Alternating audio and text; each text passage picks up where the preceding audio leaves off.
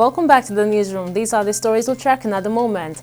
The FCT Customary Court Dutse Abuja has appealed to the Nigerian Bar Association to facilitate the renovation of its court complex, which fell victim to vandalism and arson during the 2020 EndSARS protest. The president of the court, Aderinto Adesoji, made the appeal during a resumed hearing in Ushafa, Abuja.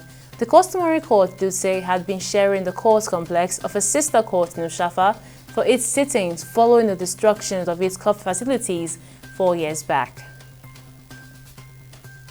The Federal Road Safety Corps FRSC Lagos Sector Command says a fatal accident involving multiple vehicles on the Ikara Bridge section of the Lagos-Ibadan Expressway has claimed 1 life.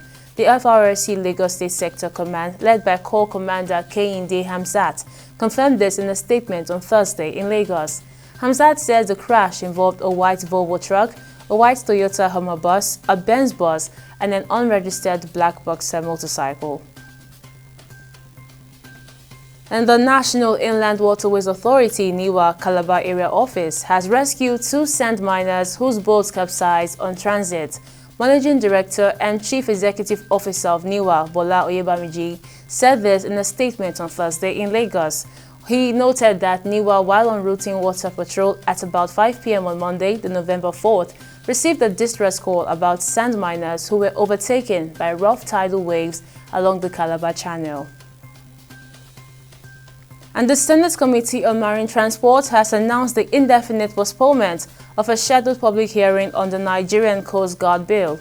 Originally set for November 7th, the session was slated to take place at the National Assembly Library and Resource Center with key stakeholders in attendance to address pressing issues in Nigeria's maritime sector. He said that it was also to ensure adherence to global norms and standards as they relate to maritime security. And the Managing Director and Chief Executive Officer of the Ogun-Osun River Basin Development Authority, Adedeji Ashiru, has disclosed that the federal government has finalized plans to construct 7 dams in the 6 southwestern states for irrigation purposes and to enhance food production. Ashiru also revealed that plans are ongoing to concession the hydropower generating component of the Oyon Dam to boost the country's power supply.